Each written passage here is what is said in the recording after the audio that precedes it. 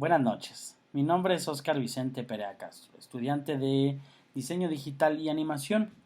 La asignatura que voy a presentar es Historia del Arte y voy a hablar acerca del barroco en México, contexto histórico, características y representantes. Decidí hablar acerca de este tema en particular porque me gusta el periodo barroco, a diferencia de otras corrientes artísticas.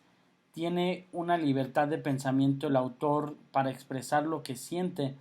No está clavado con las técnicas, sino más como representar emociones y por eso me gustó mucho. Entonces vamos a hablar primeramente acerca de lo que es el barroco. El barroco fue un periodo cultural que abarcó desde la segunda mitad del siglo XVI hasta la primera mitad del siglo XVIII. Se difundió por toda Europa y América Latina, así como por otras regiones colonizadas por los europeos. El barroco contrastó con el Renacimiento por expresar una sensibilidad pesimista, desengañada, crítica y compleja.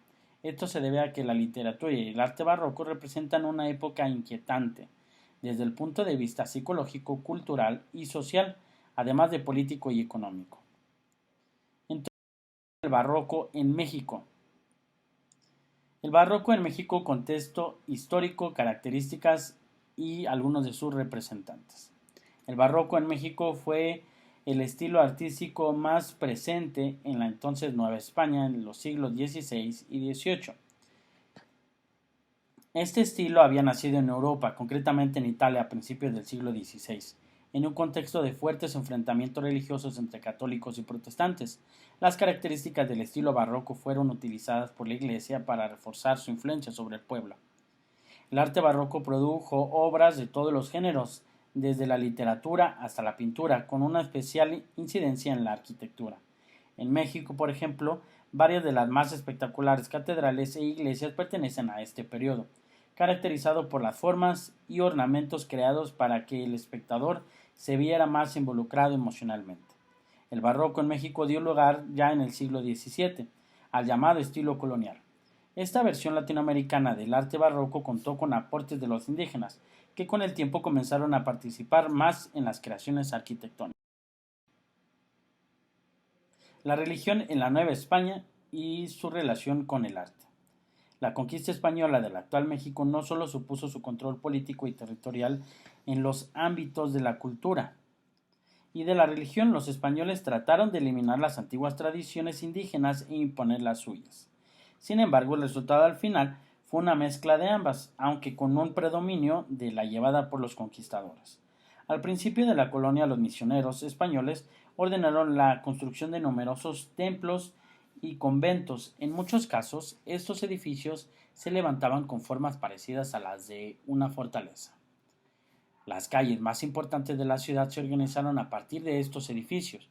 Como ocurrió en Europa, al estilo de los religiosos fue avanzando con el tiempo. Cuando los españoles llevaron el estilo barroco, sus características fueron utilizadas como un método de impresionar a los creyentes, especialmente a los indígenas que aún recordaban o conservaban sus antiguas creencias. La imposición del catolicismo no solo cambió las creencias de los pueblos indígenas, también afectó el lenguaje, el urbanismo y a todas las manifestaciones artísticas. A pesar de eso, el mestizaje cultural comenzó a aparecer. Entonces, ¿cuáles son las características del barroco mexicano? El estilo del barroco utilizaba las formas clásicas, los adornos para manipular sentimentalmente a los espectadores. Sus ornamentos conseguían dar una mayor ilusión de movimiento y exaltación a la vista. Buscaban el equilibrio de los temas. Los artistas del barroco buscaban el equilibrio entre varios aspectos vitales: la mortalidad y la inmortalidad, la juventud y la vejez, la sensualidad y el ascetismo. Su técnica más habitual era relacionada con la religión.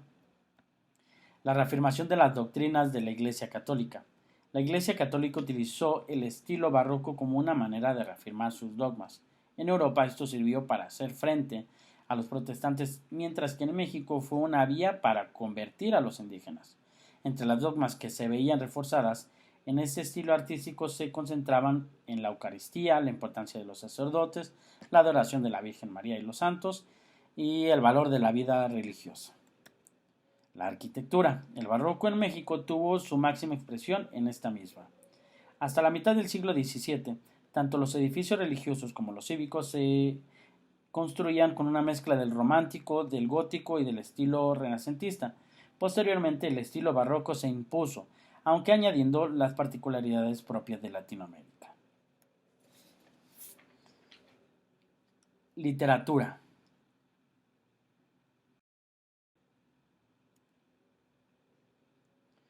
Durante el barroco la literatura española y la de la Nueva España comenzaron a parecerse más entre ellas. Muchos grandes autores españoles pretendían viajar a América, así como Cervantes o San Juan de la Cruz, aunque no lo lograron por diversos motivos. Sí lo hicieron, en cambio, escritores como Tirso de Molina o Juan de la Cueva. Estilísticamente, la literatura barroca tenía como rasgo principal el contraste, las paradojas y las contradicciones en el lenguaje y las temáticas utilizadas. Hablemos acerca de algunos de los principales exponentes de la literatura barroca en México. El primero es Juan Correa. Nacido en la Ciudad de México en 1646, Juan Correa tuvo una destacada participación en la elaboración de retablos. Entre sus obras destacaron los dos colaterales de la iglesia San Pedro y San Pedro, el retablo de la iglesia de Jocotitlán y el de la parroquia de Santa Veracruz. Correa fue el autor de las pinturas de la sacristía de la Catedral de México, una de las obras culmes del barroco en México. Sor Juana Inés de la Cruz. La obra poética de Sor Juana Inés de la Cruz la convirtieron en una de las escritoras más representativas del barroco en México. Entre sus obras se encuentran redondillas, romances o sonetos, cuyas temáticas principales eran la ciencia, el amor y la filosofía. Falleció a los 44 años. Además de poesía, la denominada décima musa también fue autora de varias obras en prosa.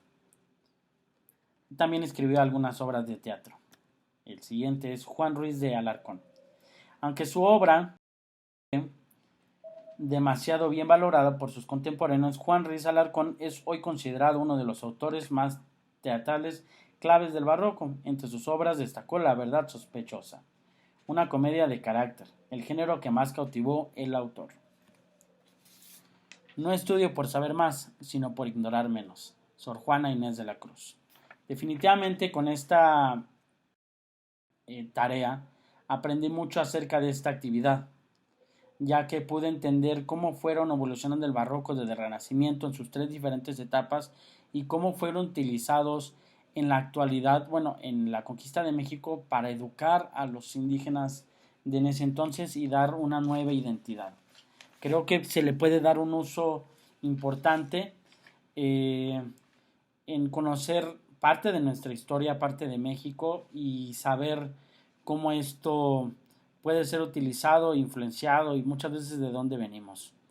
Yo vivo en Guanajuato y hay muchas obras que me gustaría pues saber su historia, los edificios y cosas así. Entonces, de verdad me parece interesante y es como ir llenando piezas de rompecabezas en la mente propia acerca del arte y es contenido muy, muy valioso para mí. Agradezco su atención. Que pasen buenas noches.